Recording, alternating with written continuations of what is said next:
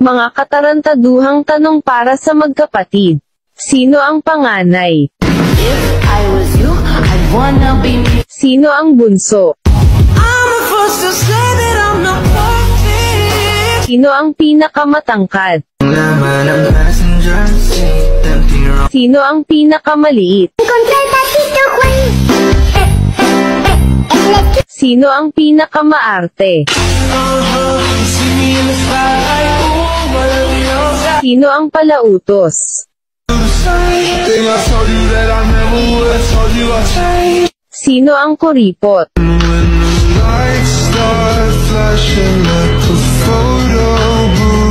Sino ang pinakatamad?